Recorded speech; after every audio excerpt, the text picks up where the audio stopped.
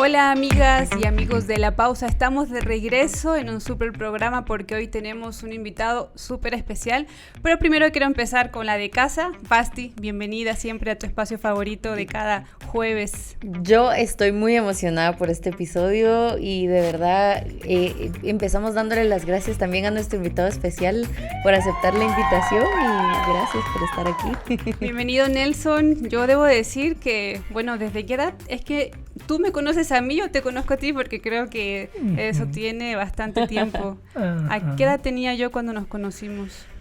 No sé, un par de años. No sé si me cargaste de pequeñita. Sí, porque somos amigos de los papás antes de que se casaran. Sí. ¡Wow! Sí, así que eso tiene mucho tiempo, así que gracias por venir, por aceptar la invitación a este espacio, que a veces decimos es de chicas, pero realmente no. También invitamos a todos los varones que lo puedan ver, así que bienvenido Nelson a este espacio, La Pausa. Gracias y gracias por invitarme. Es un tema de esos que... A ver, ¿qué van a decir aquí en este programa? Pero qué bueno, gracias por invitarme. Miren, todas las preguntas difíciles son para Nelson, no es para Basti, no es para mí, así que hoy trajimos a la persona indicada para este tema y no lo hemos anunciado. El tema que hoy vamos a platicar es igualitarismo versus complementarismo, y esto salió porque con él solo platicamos en pasillos. Bueno, no necesariamente en pasillos tú y yo, sino en tu oficina de SETECA, que por cierto les presentamos también al decano de SETECA para hacer promoción. Y por cuando favor, tomen en serio este episodio. Y cuando platicamos, tú me lanzaste una muy buena duda y bueno, también una perspectiva muy distinta a este tema. Porque cuando lo platicamos en iglesias o con chicas que tienen dudas, o igual los chicos, siempre es la duda, y bueno, ¿y tú qué piensas? ¿No? O tu iglesia ¿qué cree? O cómo le haces con estos textos y estos versos, pero tú me lanzaste una buena idea y eso todavía no me quiero adelantar porque quiero iniciar preguntándote cómo tú defines ambas posturas, tanto igualitarismo como complementarismo. Mira, antes de dar una definición, el tema es ajeno a nuestra cultura latinoamericana, para subrayar para eso empezar al por ahí, sí. ¿Sí? Como muchos de estos conflictos empiezan con cosas que parecen importantes en Estados Unidos.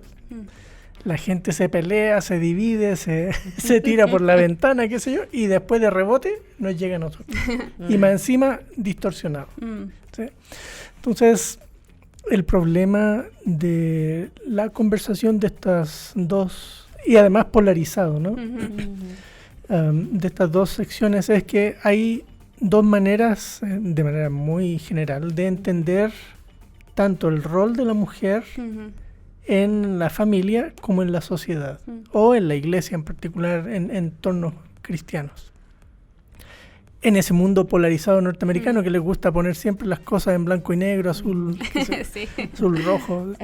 Entonces, usualmente se entiende complementarismo, y complementarismo viene como de somos uno un pedazo del otro, ¿sí?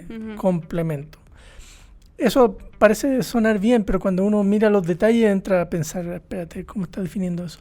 Porque normalmente se entiende complementarismo como la mujer es complemento. Complementa, ¿no? Complementa al hombre, lo completa, ¿sí?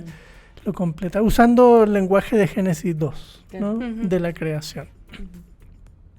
Y por lo mismo ha habido muchos matices de cosas de qué significa entonces complementa. Entonces, imagen de Dios, por ejemplo, va a estar ahí implícito. La mujer es igual imagen de Dios que el hombre, porque son la misma, en esencia lo mismo ante Dios. Okay, bueno, pero se complementan. Entonces, al llegar al Nuevo Testamento, y ahí vienen los otros ingredientes de la definición, ellos van a decir, la mujer debe ser sumisa al esposo, ¿no? Como Cristo, la iglesia a Cristo. Entonces, el complemento tiene sus limitaciones. Las mujeres no están capacitadas espiritualmente para ministrar o servir en todos los ministerios que quisieran, sino en aquellos donde solo mujeres pueden servir o donde hombres no sirven. Entonces hay algunos tipos de ministerio que están reservados para los hombres nada más, no las mujeres. Me parece que aparte de la iglesia también eso aplica de cierta forma en la casa, claro, y creo que también en la sociedad, ¿no? No solo, bueno, aquí obviamente estamos hablando de la iglesia porque ese es el tema que nos compete necesariamente, pero creo que también ellos lo ubican en el hogar y también en la sociedad, ¿no? Claro que sí, y por eso el tema de roles, ¿no? Hay roles y ahí es donde entra la cuestión de tensiones y les voy a contar una anécdota en un ratito más. ¿Quién define los roles? ¿No? Por ejemplo, pensaba, usualmente aquí en Guatemala las mujeres en el hogar son las que llevan la finanza. El esposo le da una cierta cantidad de dinero y ahí ve cómo sales, pero tú lo administras. En otros países eso no cabe, ¿sí? Y muchos grupos en Estados Unidos son los hombres los que manejan el dinero. Entonces el rol del hombre es manejar la finanza de la familia. Entonces, si la mujer lo maneja, está siendo igualitaria, no complementaria.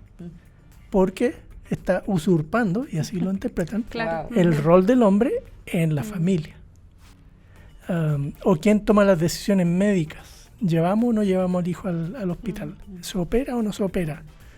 Bueno, ese tipo de cosas van cayendo en el tema de qué es el rol de hombre y mujer.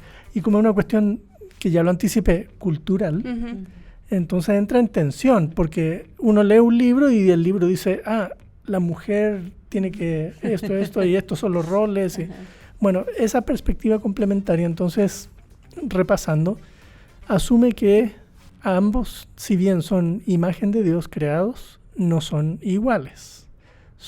Cada uno tiene sus características que los hacen complementarios.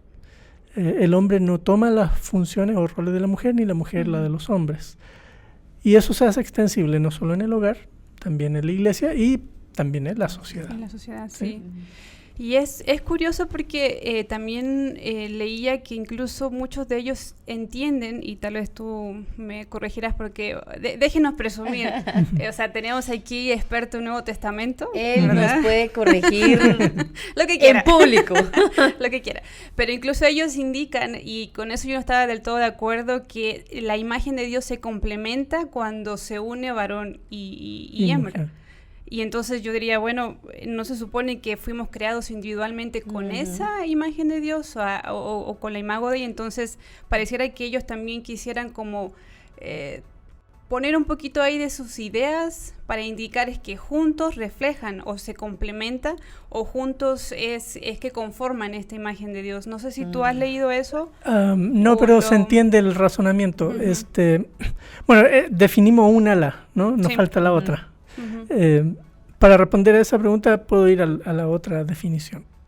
La otra definición dice, no, espérate, estás definiendo imagen de Dios como, sí, los dos somos imagen de Dios, pero somos una imagen uno, una imagen el otro. Individual. Sí, porque usualmente apelan a Génesis 2, ¿sí? Al relato de la costilla y toda esa parte. Pero se les olvida que Génesis 2 no es el primer capítulo de la Biblia. ¿Sí? Empieza en Génesis 1. Y en Génesis 1, Dios crea al hombre y a la mujer. Dice, y Dios creó al ser humano. Hombre y mujer los creó. Y puso su imagen en ellos, ¿no? Así que la imagen de Dios es algo que es asexuado, podríamos decirlo de alguna manera. O sea, no tiene nada que ver con si es hombre o si es mujer, ¿no? Tiene que ver con ser humano. Entonces, eso hace que el efecto de la caída en Génesis 3 tenga muchas repercusiones porque esa dinámica hombre-mujer se ve afectada.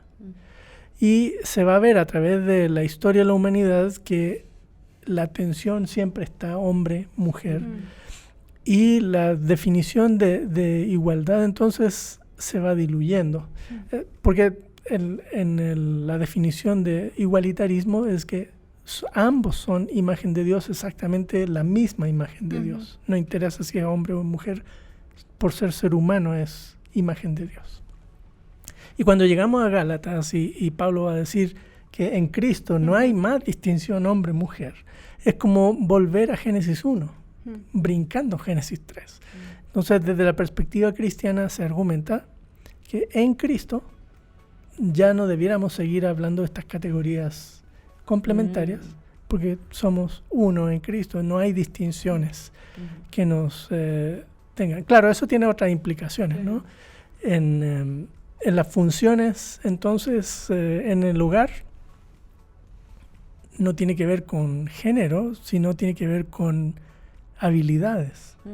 ¿Por qué le voy a poner finanza a la persona que no sabe sumar 2 más 2? Mejor a no la levanten la mano. Mejor a la persona que del matrimonio. Sí. Que mejor sepa contar. Sí. Que tenga el don de la contabilidad. Sí, o quien mejor gestione tal o cual cosa. Claro. Entonces, al final, la igualdad no es... aquí no hay ningún tipo de distinción. Claro, pero lo que nos mueve son las habilidades y no los géneros. Y en la iglesia es lo mismo, ¿no?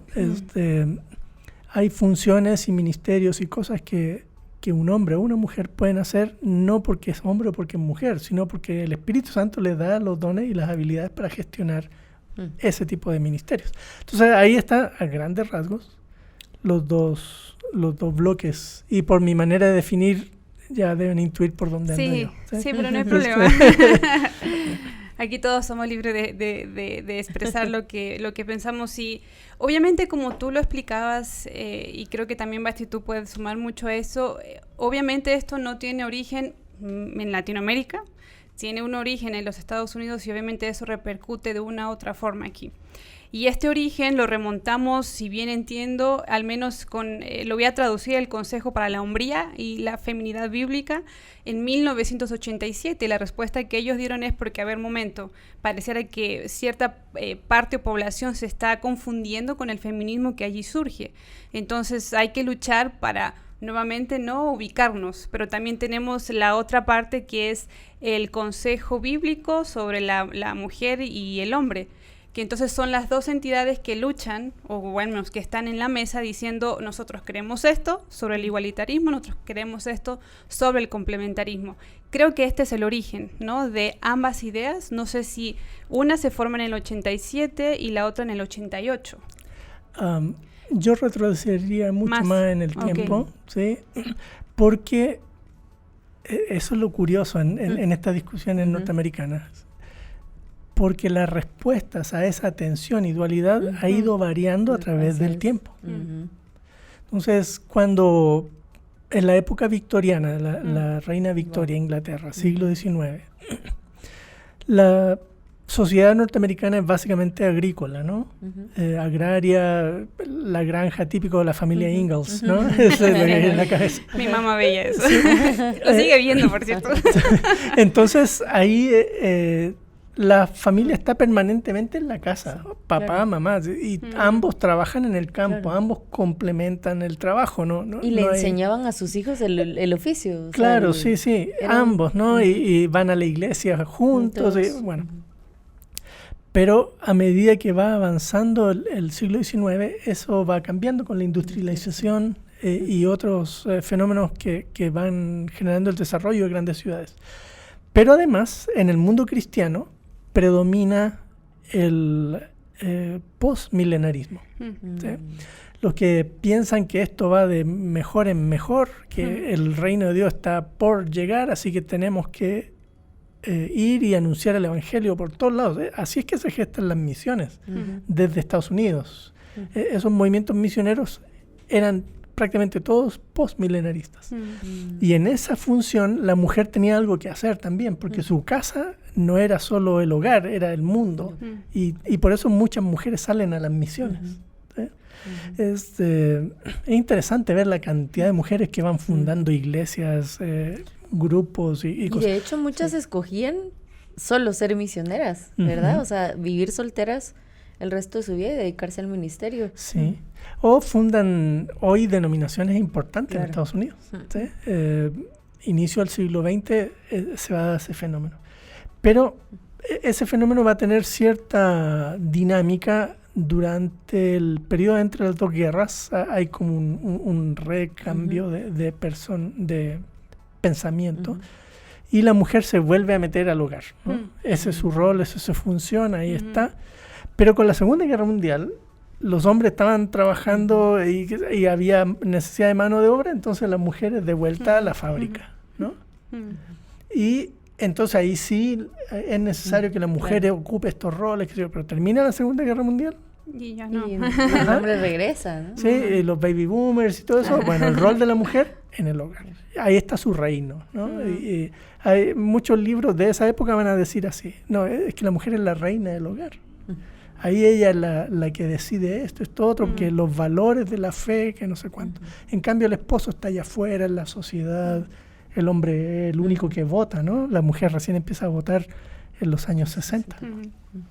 Así que toda esa discusión en Estados Unidos va variando. Y el surgimiento paralelo del movimiento femenino o feminista en Estados Unidos en esas décadas también, desde el ala no cristiana, va paralela a este desarrollo de tensiones dentro de la iglesia. Así que cuando aparecen ese tipo de libros, me acuerdo de un libro de Grudem y Piper, que por ahí anda el título, ¿sí? En los 90s era la misma cosa, pero ya marcado. Entonces, dentro de Estados Unidos mismo se van polarizando cada vez más el tema. Así que a mediados del siglo, de la primera década de este siglo, 2005, 2006, por ahí, el tema está muy polarizado en Estados Unidos. Hoy ya se han ido definiendo los campos, sobre todo después del Me Too en Estados Unidos, ¿no? Pero y se insiste en algunos círculos cristianos en estos temas de que lo bíblico es, y ahí está el problema, porque uno entra en tensión de qué significa bíblico en ese discurso. Sí, justo hablábamos con Sharon que César Vidal presentó su libro de las mujeres con Jesús. En la Reforma, algo así. Ajá, las mujeres y la Reforma, no recuerdo el nombre, pero entonces le hicieron la pregunta en la presentación del libro que si él creía entonces que las mujeres podían participar en el ministerio activamente, en todos los ministerios que supuestamente están solo reservados para el hombre, y entonces él dice, para los que leemos el Nuevo Testamento en griego, sí, o sea, la mujer tiene una participación en el ministerio. Entonces yo le decía a Sharon que primero, qué privilegio leer el Nuevo Testamento en griego, pero también importante, nosotros leemos la Biblia en español, los americanos la leen en inglés, y es interesante cómo también el regresar a las lenguas originales podría influir en la forma en que vemos a la mujer en el ministerio, en la sociedad y en la familia, ¿no?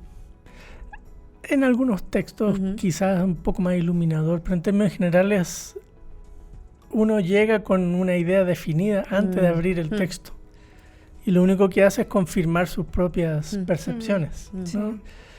Y eso es lo que pasa en este tipo de discusiones también, ¿sí? Porque el texto bíblico se usa en todas estas discusiones como un arma, ¿no? Y cada quien va a decir y usar los versículos estratégicos de... acabo de leer un blog de un autor pensando en esta conversación, y él decía, me extraña que esta autora en este libro tan excelente, le tira flores todo el rato al libro, no haya usado este pasaje de 1 Timoteo.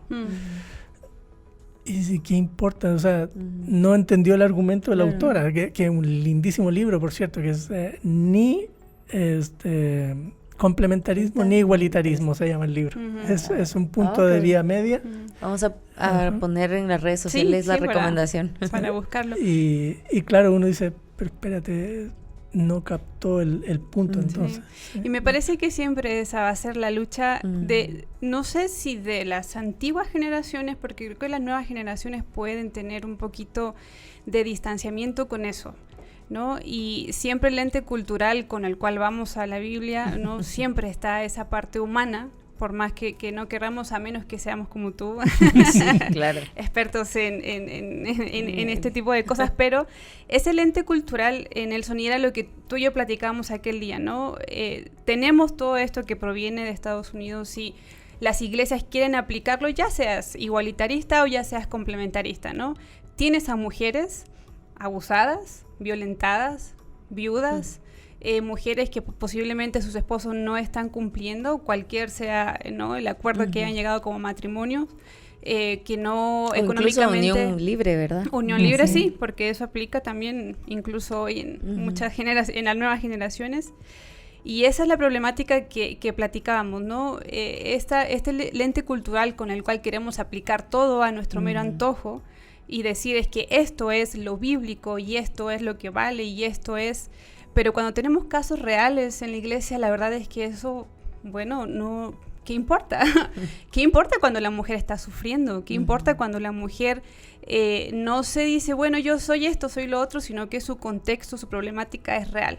Y eso lo platicábamos, ¿no? Esa era la cuestión en la mesa que queríamos también resaltar de este tema o de estas ideas que se traen en las iglesias, porque es preocupante. Al final, seas o uno o lo otro, ¿qué sucede con la realidad latinoamericana?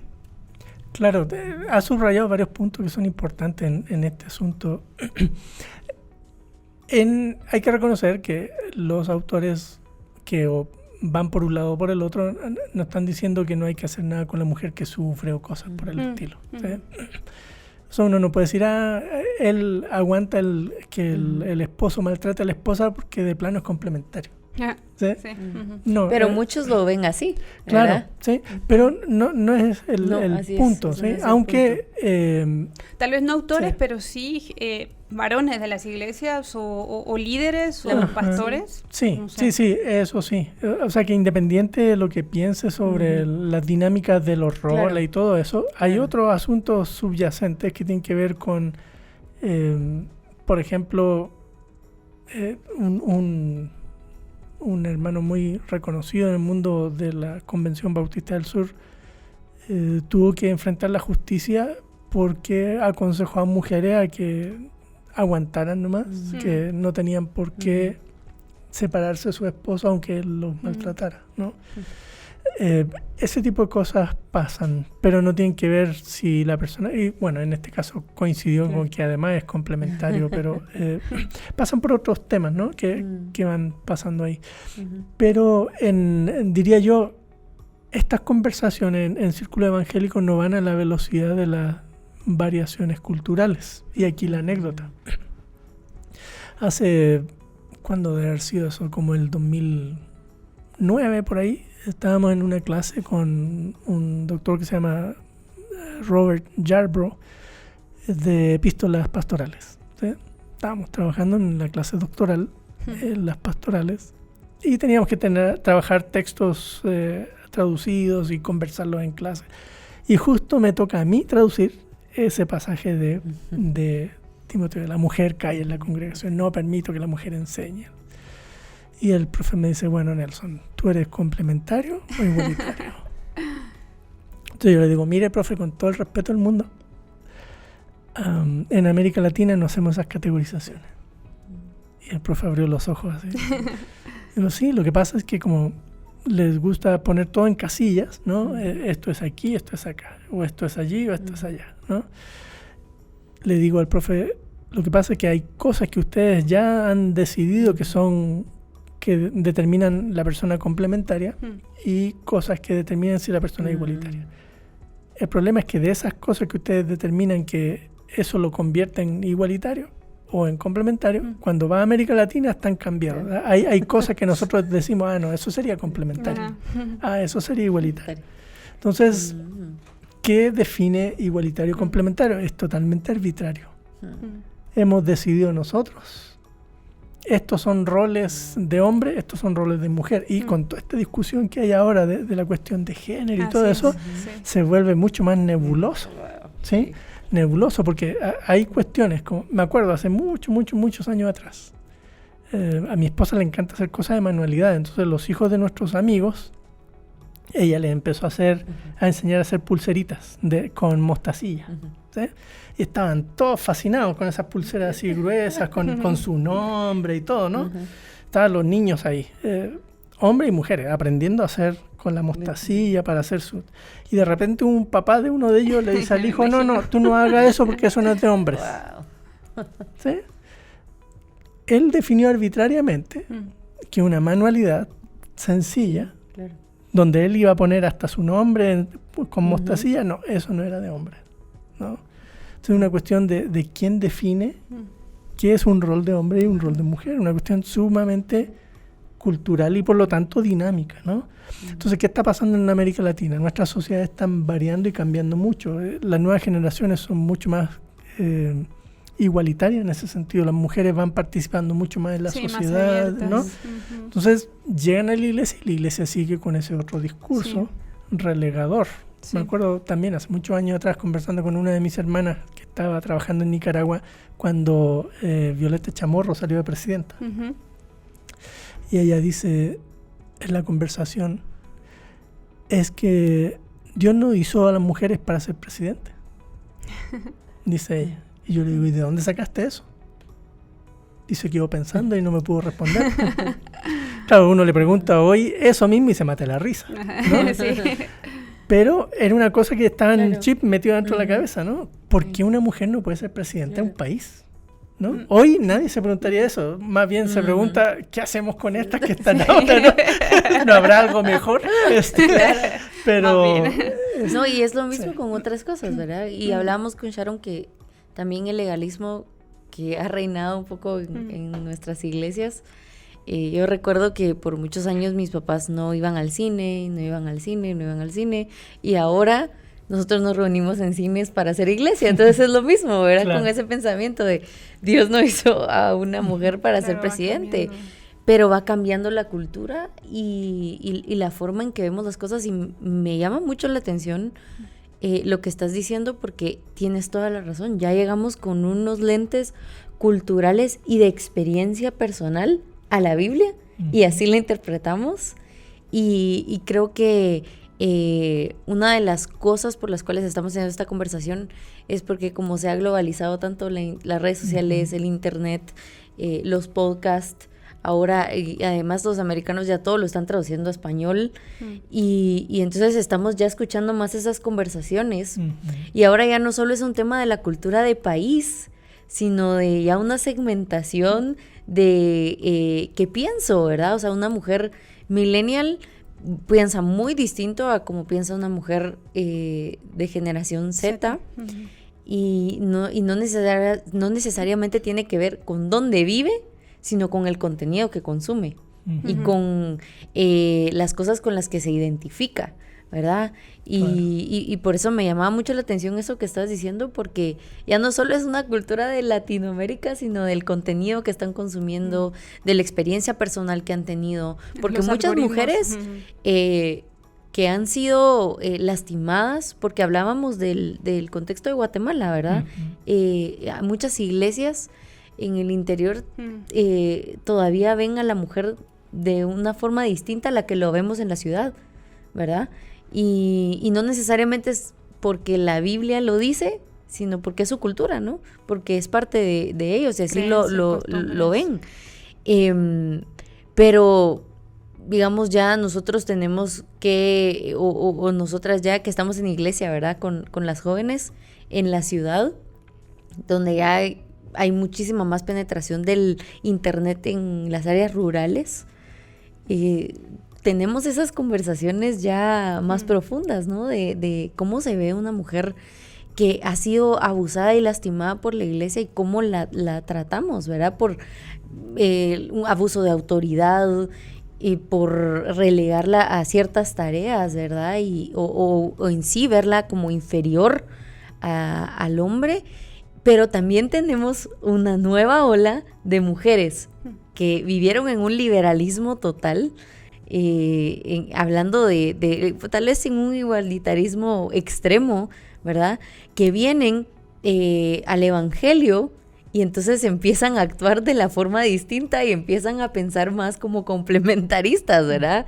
Y entonces esas son conversaciones complejas en las que, como tú dices, tal vez los americanos, o no solo los americanos, creo que todos hemos querido encasillar estos temas, pero la verdad es que las experiencias también nos forman como cristianos. O sea, las experiencias también nos forman como personas y como seres humanos. Claro, y culturalmente también, ¿no? La cultura nos forma en los espacios que se espera que desarrolle un hombre, una mujer. Y el asunto siempre es complicado. ¿Sí? Siempre es complicado porque uno quisiera dar un trato más equilibrado. Y aquí el consejo, ¿no? Yo sigo pensando que Dios nos hizo iguales. Dios nos ha dado capacidades y dones diferentes a cada uno, pero no porque seamos complementos, sino porque somos diferentes. Somos seres humanos, cada uno creado a la imagen de Dios. Y interesante, fíjense que se dice, haré a la mujer ayuda idónea, ¿no? Pero resulta que el Salmo 54:4 dice, Dios es mi ayuda. ¿Sí? O sea, que alguien sea la ayuda del otro no quiere decir que es inferior. Que sea menos. Que sea menos. Sí. Porque el que ayuda es el que puede más, ¿no? Sí. El que tal vez... No necesariamente, ¿no? Pero, o sea, si en el Salmo es Dios el que es mi ayuda, eso no me permite interpretar el pasaje de Génesis 2 como un ejemplo donde... Inferioridad, ¿no? Sí. Hacia la mujer. Y estos temas son... no vuelven otra vez a la mesa y son de años y años en esa constante. No sé si es lucha o tal vez simplemente el poder platicarlo y pensar, ¿no? Y aunque nos estamos extendiendo un poquito en hoy, porque estaba muy buena la conversación, yo quería preguntarte algo, Nelson, y ya después lo vamos aterrizando, pero me quedé con lo que tú dices, lo bíblicamente correcto. Si alguien viene y te pregunta a ti, una joven, ¿verdad? De cualquier iglesia, para no colocar aquí en la mesa. Y cualquier denominación. Sí, cualquier denominación, que no son de la iglesia ni la mía ni la tuya. ¿Qué es lo bíblicamente correcto? Porque eso es muy típico usarlo. Pero es que mira, Sharon, ¿no? Pero ¿qué es lo bíblico? ¿Qué recomendación tú le darías a esa mujer que está preguntando, que está buscando respuestas y que posiblemente en sus iglesias no las encuentra? ¿Qué recomendación tú le darías? Uy, tenemos un nuevo programa. Les invitamos para el próximo jueves a conversar cómo leer la Biblia bíblicamente. Mira, sí, muy breve. El tema de cómo leemos el texto bíblico. Hoy estaba revisando un trabajo y una persona dijo, es que en la narrativa de los evangelios no se formula doctrina, pensando en dónde la mesa del Señor se define y dónde no. El apóstol Pablo, pues, en 1 Corintios, yo quedé pensando, ¿cómo es que en los evangelios no se define doctrina? O sea, que hay un género literario para definir doctrina. ¿O somos nosotros los que estamos leyendo mal las escrituras, no? Ahí está el punto. Que muchas de las cosas que se construyen como aquí dice la Biblia y es bíblico, es nuestra manera sesgada de entender las escrituras y cómo nos acercamos a ellas. Entonces, de repente, no es que el apóstol Pablo dijo aquí que la mujer calle, sí, pero se lo dijo a mujeres en un contexto particular, específico, bajo ciertas circunstancias, y hay que preguntarse si esas circunstancias siguen siendo a nuestra realidad. ¿Qué nos diría Pablo hoy en nuestra realidad? Entonces, esa manera de acercarnos al texto bíblico nos libera de este tipo de situaciones. Y yo creo que también, yo le decía a Sharon que debemos tratar de no generalizar a todas las iglesias, porque eso es lo que ha hecho la cultura, ¿verdad? Generalizar que en toda la iglesia hay abuso, en todas las iglesias hay abuso de autoridad, en todas las iglesias ven a la mujer como inferior. Eso es lo que nos está diciendo el feminismo constantemente, porque además no solo tenemos que lidiar con qué es lo que es bíblicamente correcto, sino ahora tenemos teología feminista, y eso es otro episodio. costal, sí, o sea, y creo que para mí lo importante sería llegar con humildad y tener estas conversaciones y abrir espacios para platicar de esto, ¿verdad? Porque justo Sharon y yo tenemos 2 contextos eclesiásticos muy diferentes y hablábamos de eso, o sea, ¿qué le podemos decir a una mujer, a una joven que le resalta mucho esa pregunta y está en una iglesia que es diferente a lo que ella piensa? Y no estamos hablando de de nosotros tomar una postura en este momento, sino qué pasa cuando yo, no sé, tengo diferente perspectiva del rol de la mujer, y no necesariamente que sea totalmente liberal o totalmente conservador, ¿verdad? Y entonces hablábamos con Sharon de lo importante que es hablarlo y de que nuestras iglesias también se abran, ¿verdad? Claro, no podemos obligar a las iglesias a hacerlo, pero en la medida de lo posible que también seamos respetuosos al preguntar, porque estamos tan acostumbrados a llegar con una actitud de confrontación, de debate, de yo quiero transformar y cambiar esto así no es, pero tener también ese amor y ese amor fraternal que nos va a llevar de, bueno, tal vez no estoy totalmente de acuerdo con esto, pero yo estoy aquí por una misión, porque amo a la gente con la que estoy, porque soy iglesia, claro. porque más allá del debate, tengo una comunidad con la que yo crezco, con la que yo camino en el Señor. Entonces, el llamado para la audiencia hoy es, esto no era para decir nosotros somos tal, porque eso es lo que queremos evitar, sino realmente animar a la iglesia a primero ser iglesia todos juntos, ser comunidad, vernos como portadores de la imagen de Dios entre todos y abrir la conversación y abrir los espacios y realmente llevar las buenas noticias, no como debate, sino como realmente lo que va a transformar nuestra forma de pensar. Y considero también que debemos evaluar cómo estamos leyendo la Biblia y cómo nos estamos acercando entonces al texto bíblico, y también pensar en cómo la cultura nos está formando tanto que nos olvidamos que el que nos creó fue Dios, ¿verdad? Y que Él también, como dijo Nelson, puso habilidades en cada uno de nosotros, totalmente diferentes. Y me llama mucha atención porque justo, ¿verdad? Mi esposo es súper ordenado, súper organizado, y yo soy un poquito más fluyo, más, digamos. Más global. Más libre. Y en realidad, tal vez podría ser el estereotipo de que la mujer es más organizada, que la mujer es más ordenada, y el varón no. Y en mi caso sí lo he visto, es muy diferente, y quería resaltar eso, que tal vez estamos poniendo habilidades en un estereotipo que realmente podrían tener los demás. Sin embargo, también hay factores biológicos que determinan quiénes somos, y el enemigo y también el mundo se ha dedicado ahora a hacerlo más nebuloso y que no podamos ni siquiera definir qué es ser mujer. Y pronto tampoco qué es ser hombre, ¿verdad? Y en esto necesitamos mucha sabiduría, y como dice Santiago, tenemos que orar para pedirle esa sabiduría y poder tener esas conversaciones. Así que esperamos que este episodio haya sido increíble. A mí me voló mi cabeza todo el episodio, yo estaba así.